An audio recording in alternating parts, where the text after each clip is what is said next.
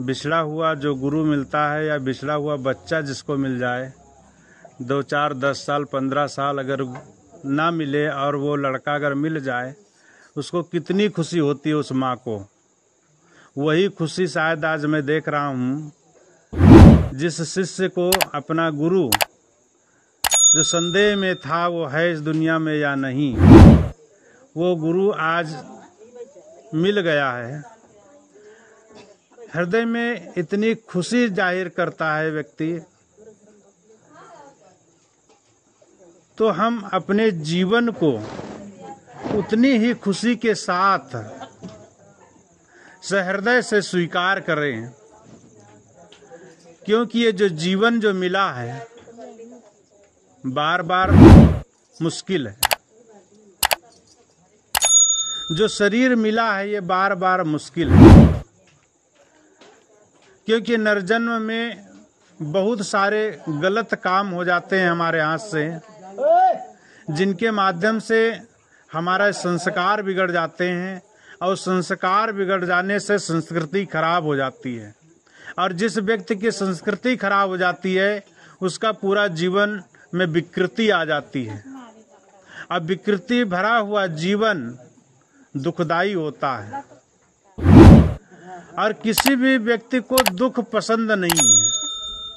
यहाँ इतने लोग बैठे हैं, किसी भी व्यक्ति को दुख नहीं पसंद है, हर व्यक्ति को सुख पसंद है। और जब हर व्यक्ति को सुख पसंद है और दूसरे से चाहता भी सुख है, कभी किसी दूसरे से दुख नहीं चाहता है, किसी से दुख जाहिर भी नहीं करना चाहता है। दुख भरे 2 शब्द सुनना भी, ये कान मेरे दुख भरे शब्द सुनना भी नहीं चाहते, लेकिन दुख भरे शब्द दूसरों को सुनाना चाहते हैं। हम दूसरों से सुख चाहते हैं, लेकिन हम दूसरों को सुख देना नहीं चाहते हैं। जब हम दूसरों को सुख दे नहीं सकते हैं तो अगला व्यक्ति हमें सुख देगा कैसे? हम दूसरों को गाली देंगे तो हमें उसका नेगेटिव गाली ही वापस आएगी। किसी के सामने अगर आप हाथ जोड़ते हैं, एक छोटा सा एक दर्पण होता है, दर्पण के सामने हाथ जोड़ते हैं तो उधर से प्रतिबिंब भी बनता है, हाथ जोड़ करके खड़ा होता है। ये जनमानस भी वैसा ही है। इसके सामने हम जैसा काम करेंगे उसके तरफ से वैसा ही हमें उसका पॉजिटिव बन करके आता है। ये जीवन हमारा एक दर्पण है। दर्पण में जिस तरीके से हमारा प्रतिबिंब बनता है, उसी तरीके से समाज में हमारे कर्तव्य का, समाज में हमारे कर्म का, उसका पॉजिटिव वापस आता है। जिससे जैसा हम कर्म करते हैं दूसरों के साथ में, जहाँ पर हम रहते हैं, जिन लोगों के साथ में रहते हैं, व्यापार करते हैं, दुकान में बैठते हैं, नौकरी करते हैं, स्कूल जाते हैं, अर्थात किसी भी व्यक्ति से मिलते हैं तो सब क्या है? हमारे तो बंधु हैं, हमारे ही तो भाई हैं, हमारी ही तो बहन है, हमारे ही तो माता हैं, हमारे ही तो पिता हैं। किसको दुख दूं? जिस दिन यह व्यक्ति हमारे जीवन में अगर उतर जाएगा तो जिस स्वर्ग की कल्पना हम ऊपर करते हैं,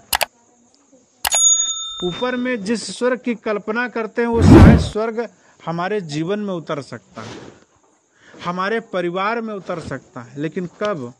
जब हम जिस देवता की पूजा उस मंदिर में करते हैं, उस देवता की पूजा जिस मंदिर में करते हैं, वो मंदिर को घर में बना करके अपने ही माता, अपने ही पिता, अपने ही भाई बहन, बंधु सखा, उन लोगों को हम देवता और देवियां मान लें तो हम मंदिर में पूजा करते हैं, लेकिन घर में आकर के माँ बहन, भाई बहन, पड़ोसियों से ईर्ष्या करते हैं, उनके साथ हम गलत व्यवहार करते हैं, उनके साथ हम जीवन में जहर घोलते हैं। तो ऐसा करने से हमारी पूजा क्या भगवान स्वीकार करेगा क्या? भी भगवान के बंदे तो सब हैं यहाँ जितने बैठे हैं। भगवान हमारा बाप है और बाप के जितने सारे यहाँ बेटे और बेटियां बैठे हैं तो हमारे ही भाई बहन। अगर जो हम उस बाप के संतान से हम अपना दुख जाहिर करेंगे तो हमें वो सेवा का अवसर देंगे, हमारी वो सेवा करेंगे। अगर जो हम उन्हें दुख पहुंचाएंगे तो हमारे प्रति वो भी दुख पहुंचाएंगे। इसलिए हम उनकी सेवा करने का प्रयास करें। किनकी? जिन लोगों से हम मिलते हैं। जहाँ तक बन सके, जहाँ तक भरसक प्रयास करें, हमारे से, वाणी से, हमारे शरीर से अगले व्यक्ति को दुख ना पहुँचे। सदगुरु साहब कहते हैं कि जीवन में बहुत दुख है, इतना दुख है, इतना दुख है, इस दुख से आदमी भाग करके गांव छोड़ना चाहता है, परिवार छोड़ना चाहता है और परिवार छोड़ के जंगल जाना चाहता है। यहाँ तक कि इस दुख से इतना परेशान हो जाता है तो फांसी लगा लेता है। इतना दुख नहीं सहन कर पाता है तो नदी में डूब के मर जाता है। इतना दुख नहीं झेल पाता है अपने से। तो दुख किसने बनाया? हमने ही तो बनाया। बिन रसरी गल सकलो बंधा, तासो बंधा अलेख, बिना रस्सी के सारा संसार बंधा। किसी ने आपको बांध के रखा है? आपको आपने ही अपना परिवार बनाया, अपने ही पत्नी को लाया, उससे बच्चे पैदा किए, बच्चे बड़े बड़े कर दिए, बूढ़े हो गए, अब रो रहे हैं। क्यों रो रहे भाई? किसने उन बच्चों को पैदा किया? आपने ही पैदा किया। आपने ही पूरा परिवार बनाया, घर द्वार संसार सब आपने ही तो बनाया। अब उन बच्चों से तकलीफ क्यों हो रही है? उन बच्चों से आपने तो बहुत मोह किया था। गीले में पेशाब करता था बच्चा तो आप उस बच्चे को सूखे में सुलाते हैं, अपना गीले में सोते हैं। आज वो बच्चा आपको क्यों नहीं सेवा करता है? आपके कितने पुत्र हैं? 2, 3, 4 पुत्रियां हैं, पुत्र हैं, पति हैं, पत्नी। पति पत्नी सामंजस्य क्यों नहीं बनता है? आपने शादी करके लाए हैं उस पत्नी को, ब्याह करके लाए हैं अपने घर में रखने के लिए, उससे संतान पैदा किए हैं, उससे अपनी जनरेशन को आगे बढ़ाने का काम किए हैं। उसने अपने पूरे जीवन को समर्पण किया है आपके प्रति और आप उसके साथ में 10 साल, 20 साल, 25 साल, 50 साल, 60 साल जीवन, 70 साल जीवन व्यतीत कर दिया। आखिर में आप दोनों लोग अलग अलग, वो अलग एक कोने में सेंक के खा रही है, वो अलग एक कोने में सेंक के खा रही है। क्या यही जीवन भर सामंजस्य पैदा किया? आपके बच्चे आपसे क्या सीखेंगे? आपके बच्चे आपको क्या उदाहरण देंगे? हमारा ही जीवन नहीं सही है तो हम बच्चों को क्या सीख देंगे? हम ही बीड़ी पीते हैं, हम ही दारू पीते हैं, हम ही गुटखा खाते हैं, हम भी तमाक खाते हैं, तो हम अपने बच्चे को मना कर पाएंगे क्या? आप दारू शराब पीते हैं, आपकी पत्नी भी वहीं पर बैठ कर के मेज पे गिलास लड़ाए तो अच्छा लगेगा? आपकी पत्नी भी वहां पर बीड़ी पिए, आपकी पत्नी भी आपकी छोटी से नन्ही सी बच्ची उठाकर बीड़ी पीना चालू करे, आप उसे मना करेंगे ना? क्यों मना करेंगे भाई? क्यों मना करेंगे? क्योंकि वो अच्छी चीज नहीं है। उससे बीड़ी पियोगे तो फेफड़े खराब होंगे, तमाक खाओगे एक निकोटीन नाम का जहर अंदर जाएगा, बीड़ी पियोगे तो अंदर में फेफड़ा खराब होंगे। यही तो बताओगे ना बच्चों को। तो जब ये बच्चों को बता सकते हो तो आप भी अपने ऊपर लागू कर सकते हो। इसलिए जीवन बहुत, ये धर्म कोई बहुत बड़ी चीज नहीं है। ये धर्म कोई खिलौना नहीं है।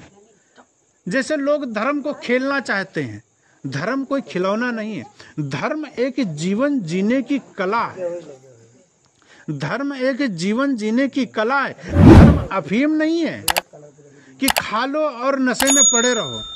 धर्म एक गांजा नहीं है। धर्म एक मनोरंजन नहीं है। धर्म एक जीवन जीने की कला है। अगर आप धर्म को धारण करें, आपके जीवन से अगर खुशबू ना आए तो जीना बेकार है। मानव का तन मिला है, आपके जीवन से खुशबू ना आए, जीना बेकार है। ये जीवन क्या दोबारा मिलेगा? क्या नहीं मिलेगा ना।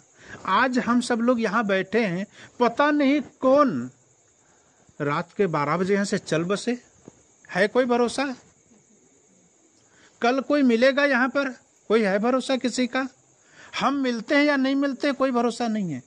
मेरा शरीर यहीं छूट जाता है, क्या भरोसा है किसी का? नहीं है ना। जब इतना ही नहीं, जो मैं बोल रहा हूं यह भी श्वास बाहर आती है कि नहीं आती है, यह भी भरोसा नहीं है।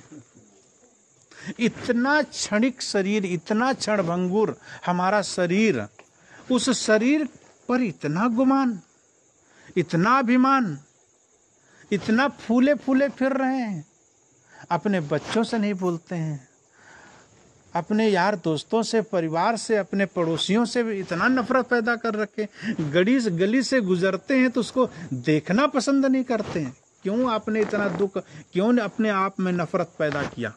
आपने ही नफरत पैदा किया। इसलिए अपने जीवन को समझो। अगर जीवन को समझेंगे नहीं और परिवार में हम जीने का प्रयास नहीं करेंगे तो हम परिवार में बस वही है, जानवर भी अच्छे हैं। जानवर का अगर उदाहरण दे, कुत्ते का उदाहरण दे, किसी बिल्ली का उदाहरण दे, वो तो एक अपने भोग भूमिका में है। वहां तो सिर्फ केवल उनको भोजन करना है और उसी भोजन पे लैट्रिन कर देना है। वो संग्रह भी नहीं करते, क्योंकि उनको संग्रह करने का दिमाग भी नहीं है। उनके पास उतनी ही बुद्धि है, सिर्फ पेट भरेगा।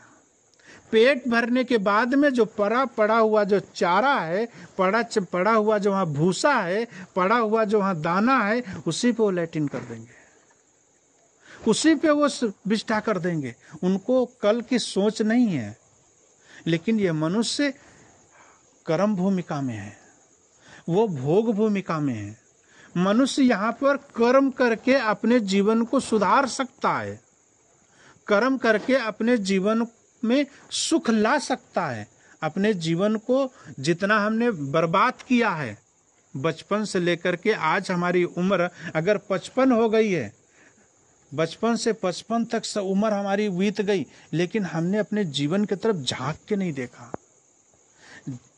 बचपन में होश नहीं था, बचपन में बिल्कुल जानकारी नहीं थी, जवानी में जोश आया। बचपन में होश नहीं था, जवानी में जोश आया, अब बुढ़ापा में न होश रह गया न जोश रह गया, दोनों गायब हो गए। अब सिर्फ केवल खाट पे बैठ करके लोगों को देख रहे हैं, एडवाइस दे रहे हैं लोगों को। सिर्फ केवल ये इंद्रियां, हाथ पैर मुंह, ये सब जो इंद्रियां हैं ये थक चुकी हैं, शिथिल हो सकती हैं, शिथिल हो जाती हैं। आंख से दिखता नहीं, नाक से सूंघ नहीं सकते, हाथ चल नहीं सकते, पैर से हम चल नहीं सकते, लेकिन ये जबान बहुत चलती है। जितना ही बुढ़ा व्यक्ति होता है उतनी जबान तेज होती है और उसकी सारी इंद्रियां शिथिल होती है। जिस तरीके से अंधा व्यक्ति जितना होता है, लंगड़ा होता है, एक अगर जो उसकी एक इंद्री काम करना बंद कर देती है तो उसका ब्रेन तेज हो जाता है। आप अंधे व्यक्ति को देखे होंगे, उसको बहुत याद रहता है। एक भद्राचार्य जी हैं, वो आंख से अंधे हैं, बहुत अच्छी कथा करते हैं और 4 वेद 6 7 18 पुराण सब याद है उनको। क्यों? क्योंकि उनकी बहिर्मुखता पूरा बंद है। वो बाहर की चीजों से नहीं है उनके मतलब है, वो अंतर्मुखता की तरफ मुड़े हुए हैं। इसलिए कोई इंद्रिय अगर जब कम हो जाती है या कि इंद्रिय से नहीं होता है तो हमारा मन अंतर्मुखता की तरफ मुड़ जाता है। इसलिए हम अपनी जो जबान जो हमारी शुरुआत से है, पहले कम चलती थी, हमारी इंद्रियां शिथिल हो गई, तो हम बुढ़ापा में हमारी जबान भी उतना ही शिथिल हो जाना चाहिए। क्यों? आपसे काम बनता नहीं है। जब आप कुछ कर नहीं सकते तो बोलना भी कम कर दें। अगर आप 60 साल के बाद में अगर बोलना और खाना, भोजन और मुख से बोलना दोनों एक से होते हैं, बोलना भी होता है और मुख से खाना भी होता है, एक इंद्रिय से 2 काम होते हैं। अगर जो हम उसमें कुछ कमी ला लेते हैं तो हमारा जीवन सुखमय व्यतीत होता है। बच्चे, उनके पास जवानी है, ताकत है, बोलने की भी ताकत है, काम करने की भी ताकत है। आप बुढ़े हैं, आपका अगर जो बात स्वीकार नहीं कर रहे हैं तो आप मौन हो जाइए, उनके ऊपर छोड़ दीजिए। आपसे बेहतर आपका घर चलाएंगे, आपसे बेहतर आपका परिवार चलाएंगे। आपको एडवाइस अगर नहीं मांगते हैं, अगर आपकी सलाह वो नहीं मानते हैं, तो आप अपनी जबान को बंद कर दीजिए। आप अपनी जबान को बंद कर देंगे तो घर में जो रार होती, घर में जो परिवार में कलह होती है, वो नहीं होगी। वो अपने आप पर छोड़ दीजिए उनको, वो अच्छा करेंगे। ये मत कहिए कि हम मर जाएंगे तो ये कुछ नहीं कर पाएंगे। आप देखिए कि आपके पिताजी जब बुढ़े थे तब भी वही शब्द बोलते थे जो आप बोल रहे हैं। वही बोलते थे कि मैं मर जाऊंगा तो मेरा बेटा क्या खाएगा, मैं मर जाऊंगा तो मैंने एक मंजिल बनाई तो बना ही नहीं पाएगा, ये मर जाएगा भूखों से। लेकिन आप शायद अपने पिता से बेहतर जिंदगी जी रहे हैं। उनके जमाने में कुंटल 2 कुंटल गेहूं चावल धान होता था, आज आप 10-20 कुंटल पैदा करते हैं। उनके जीवन में कच्चा मकान था, आपके जीवन में पक्का मकान बना लिए, नौकरी कर लिए, व्यापार कर लिए, बहुत सारा काम कर लिए। इसी तरीके से आप अगर अपने आप में सुखी रहना चाहते हैं, बूढ़े हो चुके हैं, बुढ़ापा आ चुका है, जिस तरीके से बाल पक गए हैं उसी तरीके से आपकी बाड़ी भी पक जानी चाहिए। अगर जो हमारी बाड़ी पक जाती है, जिस तरीके से हमारा शरीर ढलता है उसी तरीके से ढल जाता है, तो हमारे जीवन में बहुत सुख मिलेगा, बहुत शांति मिलेगी और ईर्ष्या नहीं होगी एक दूसरे से। परिवार में सामंजस्य बढ़ेगा, और जब परिवार में सामंजस्य बढ़ता है तो जीवन से खुशबू आती है, जीवन में महक पैदा हो जाती है, और फिर सेवा लेने के लिए हमको सेवा करनी पड़ती है। अगर जो हम अपने माता पिता की सेवा करेंगे तो हमारे जो छोटे छोटे बच्चे हैं वो देखने से उनके शरीर पे, उनके दिमाग पे असर पड़ता है।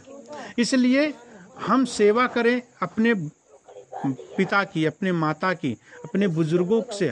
अगर जो एक माँ, एक सासू अगर जो घर में दीपक जलाती है सुबह सुबह उठ करके, शाम को उठ करके दीपक जलाती है, सुबह उठ करके सबके चरण स्पर्श करती है और सबके साहिब बंदगी करती है, तो कोई जो बहू आएगी वो भी वही करेगी। अगर दीपक आपके घर में नहीं जलता है तो बहू आकर के दीपक नहीं जलाएगी। आप अगर साहिब बंदगी नहीं करते हैं, आप अगर नमस्कार नहीं करते हैं, बड़ों का आदर नहीं करते हैं, तो वो बहू भी आएगी, आपका आदर न करेगी, बेटे पे आपका संस्कार न पड़ेगा। इसलिए आप अगर जो अपनी संस्कृति को खराब कर रहे हैं तो आपके संस्कार बहू और बेटे जो आने वाले नाती पोते हैं वो आपका सम्मान नहीं करेंगे। इसलिए अपने घर में अपने बड़े बूढ़ों का आदर करना सीखें। इसलिए महिलाओं से, अपने बेटियों से, बेटों से, भाई बहनों से, पिता से, माता से, सबसे मेरा निवेदन है कि अपने घर को स्वर्ग बनाने का प्रयास करें, अपने घर को मंदिर बनाने का प्रयास करें। जब हम अपने घर को मंदिर बना लेंगे तो हमारा घर स्वर्ग हो जाएगा। जिसकी स्वर्ग की कल्पना करते हैं वो स्वर्ग हमारा घर कहलाएगा। ये जितने भगवान हुए हैं ये सब आदमी थे। उन्होंने, भगवान राम इतने अगर अच्छे ना होते तो उन्हें भगवान राम क्यों कहते, रामचंद्र ही कहते उनको। तो उनके अंदर गुण थे इसलिए उनके अंदर हुआ। भगवान बुद्ध, उनके अंदर त्याग वैराग्य का झलकता था इसलिए उनको भगवान कहा गया। इसलिए जितने संत गुरुजन हैं उनके जीवन से, उनके त्याग और वैराग्य से खुशबू फैलती है। आज साहब जी यहाँ 20 साल से 25 साल से नहीं आए, आखिर क्यों तुम लोग यहाँ भी लगते थे? अन्य भी आदमी थे, अन्य लोग भी संत आते थे, अन्य लोग भी पुरुष थे, उनके जीवन से खुशबू क्यों नहीं आई है? आप लोगों को खुशबू आना चाहिए था, क्योंकि उन्होंने त्याग और वैराग्य का जो जीवन जिया है उसकी जो खुशबू हम तक पहुंचती है वो हमें व्याकुल कर देती है। और उसी के लिए हमने आज तड़पते रहे। वो काम करें आप भी जो आपके बच्चे आप न रहे तो याद करें। भाइयों से मेरा भी निवेदन है, बेटों से, बेटियों से मेरा निवेदन है कि ये ना बोलें कि ये राम भजन का या राम लखन का लड़का है ना, ये सीताराम का बाप जा रहा है। आपके नाम से आपके बाप की पहचान हो तब तुम्हारी कदर है, तब तुम्हारी ताकत का अंदाजा लोग लगाएं। इतना अच्छा हुनर, इतना अच्छा काम करें। इसलिए अपने परिवार को अगर सही करना है, अपने परिवार और जीवन को सही करना है तो ये सब सारी बातें अपने जीवन में लागू करना पड़ेगा। जब हम लागू करेंगे, कहते सब हैं, जो मैं बोलता हूँ सब जानते हैं, लेकिन जानने के साथ साथ मानने की जरूरत है। जब हम मानेंगे, जब हम उसमें अमल करेंगे, अपने परिवार में सारी बातें लागू करेंगे, जीवन जिएंगे। जब हम जीवन जिएंगे तब हमें उसका रस स्वाद मिलेगा। भोजन हम नहीं करेंगे तो उसका परिणाम हमें क्या मिलेगा? भोजन नहीं करेंगे उससे रस नहीं बनेगा, फिर रक्त नहीं बनेगा, मेजा नहीं बनेगा, अस्थि नहीं बनेगा, हड्डी नहीं मजबूत होगी, शरीर नहीं चलेगा। इसलिए हमें जीवन में अगर खुशबू लानी है तो परिवार में वो काम करना पड़ेगा। इसलिए मेरा निवेदन है कि आप सुबह सुबह उठ करके अपने बड़ों से साहिब बंदगी बोलिए, नमस्कार बोलिए, प्रणाम बोलिए, उनके पास जाके पैर छुइए, वो आपको आशीर्वाद देंगे। वो आशीर्वाद आपके जीवन को सफल बनाएगा और घर में एक शिष्टाचार का व्यवहार तैयार होगा और छोटे छोटे बच्चे भी वही करेंगे। फिर एक जीवन एक अलग सा गांव के अंदर प्रदर्शित होगा कि देखो वो लोग कितने अच्छे लोग हैं। आपके ही कदमों पर लोग चलने का प्रयास करेंगे। साधु संत गुरुजन जो हैं ये आप जीवन को तपाते हैं, जीवन को चलते हैं उसके ऊपर में, तब हम आज उनका अनुकरण करते हैं। और अगर जब वो ना चलते तो हम उनका अनुकरण कैसे करते? इसलिए हम अच्छे रहेंगे तो जीवन अच्छा रहेगा।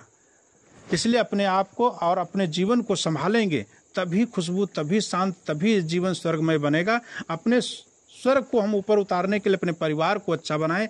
बोलिए सदगुरु कबीर साहेब की जय। साहेब बंद।